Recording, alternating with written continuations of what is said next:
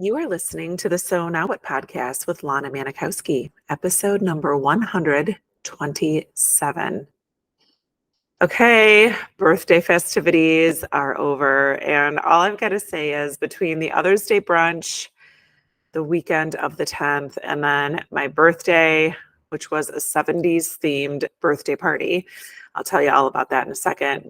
But my heart is absolutely just can't imagine feeling any fuller because there has been so many people who have either come to the Other's Day brunch that were a total stranger to me, and I saw them and laid eyes on them for the first time and just felt this instant connection. And then on Saturday night, this past Saturday, having my 50th birthday party and having people there who have known me through different phases of my life. Some people who knew me since I was born, friends and family there, people who are newer friends who feel like they've been part of my life forever.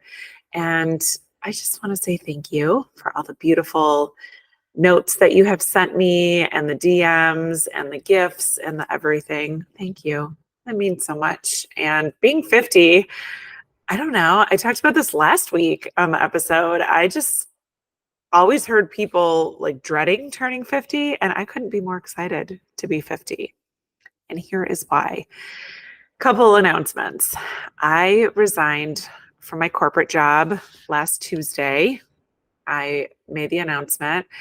I had known for a while that I wanted to either do one thing or the other, either stay with my career and take it to the next level, or I wanted to develop my coaching practice, do more of my advocacy work, figure out how to reach fertility clinics and get them more aware of what's needed for women like us. Because for the hundreds of women that I have spoken to in this community, you have all told me, and I know from my own experience, I left my fertility treatments with no follow-up. And it was such an unexpected path. I never, ever thought I would be somebody who lived the rest of my life childless. And I think it's really something that is an underserved population of women. I think that, I could go two ways. I could either put the fertility clinics on blast and I could point fingers of what people did wrong, or I could be part of the solution. And I have decided to be part of the solution because that is the person that I am. I have always been someone who, if there is a problem and I have something that upsets me or I'm complaining about, I learned very early on in my career from an amazing manager that I have is I always want to hear if something isn't going right, but please come to me with a solution. So I am going all in on my coaching practice, which frees me up to do so much more in this community. And I'm so excited about the decision. I will leave my job fully in early part of July. And you will be seeing so much more of me. And there's so many things that have been in my brain that I wanted to create and bring to you here in this community, ways that we can continue to develop this communication and develop this relationship that we've had, even though it's virtually, and bring you more opportunity to create this life that feels amazing and you love it and it feels so much more light than you ever thought it could without children. So that is my big announcement for you this week. But I also want to tell you that if you've not listened to episode 126 and you have a birthday coming up, or if you've struggled with birthdays, take a listen, because struggling around your birthday is such a common thing when your life turned out so unexpectedly. And when life didn't turn out like you thought it would, it could feel really heavy to celebrate another year because you feel like the things that you want or the things that you envisioned having in your life are not there. So there's not much to celebrate. So I talk all about it in last week's episode. So give it a listen, episode 126. So this week, I want to think about what your expectations are of you. So let's think about that. Let's think about having expectations. I think we, from an early age, have expectations. I think back even to our childhood. You have expectations that when you wake up in the morning, there will be food on the table for you. There will be transportation of some sort to get you to school.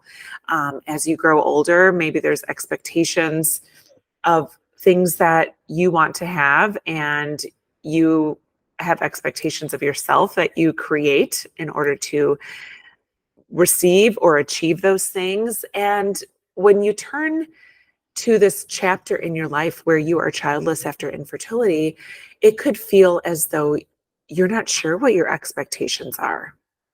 And when you're not sure what your expectations are, it makes a lot of sense that you might feel really lost in this journey that you're on, because there's no North Star. There's no thing that is making you feel pulled towards this way or that way, because you're just trying to figure out, like, what just happened?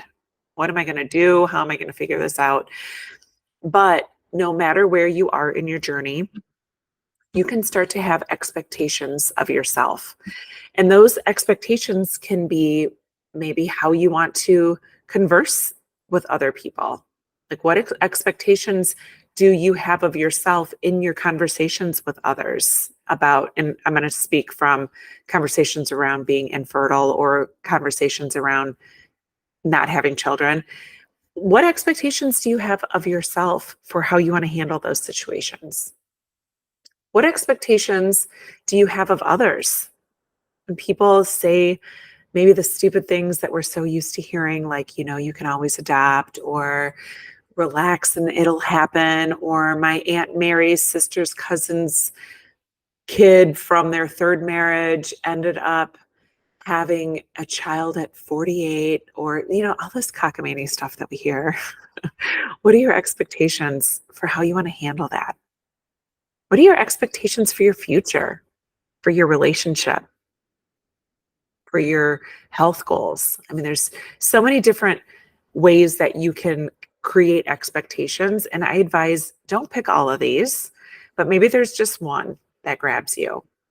But decide today that you are allowed to have expectations of yourself.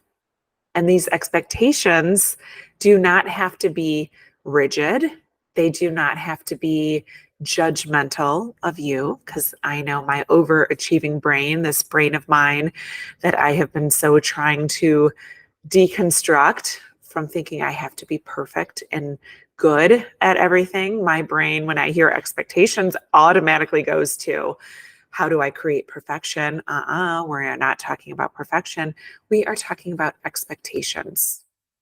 So think about one of these areas and decide, what are you expecting of yourself? Are you expecting this life that you have right now that maybe feels really heavy and confusing? Is that the life that you want to maintain forever? Or do you have expectations that life will get better, that life will feel different, that life can feel good again? And if you have an expectation of that, decide, what expectations do you have of yourself to achieve that life? Because for me, I can speak to you about how I felt just for the first couple years after my journey ended. I felt like a deer in headlights, and I didn't know that I could even feel better. So I didn't even have this expectation to look for anything, because all I saw were women who were childless be portrayed as really sad humans. So I didn't know that I could expect more of myself or from my life. But now that I know that life can feel different, I realize that having those expectations to say yes to coaching, to say yes to considering that I might not be like every other childless person that I knew, to have expectations that my mind could broaden and open to something else, created this flow of water, if you will, that just didn't stop. And it continues to not stop, because I see so many people that believe that things are not possible for them. They create more limitations on their beliefs than they do these expectations of more and these beliefs that they deserve more. You deserve more. Yes, you didn't have the child you always dreamed of. Yes, you're having a tough time trying to figure out like what's next, but have an expectation that you are deserving of more. You are still deserving of happiness. You're deserving of the freedom that could come along with not having children. You are deserving of a place in this world, but you'll never be able to achieve it if you don't have expectations that it's something that's available to you. And I watch too many women become complacent in their lives and they tell themselves they can't more than they can. And I get it. I get it. This is not a judgment on you at all. I get it that we heard the you can't, you failed, you weren't able to, all these things that described us during this journey. So we just think that we're chalking the rest of our life up to that. But your life can be full of so many amazing expectations. You can expect so much from your life. And I think it's just such a beautiful thing to be able to have that freedom and to be able to have this joy and excitement for a life expectedly unexpected. So I hope you have a beautiful week. I love you. And remember that it's never too late to discover your meaning. I'll talk to you next week.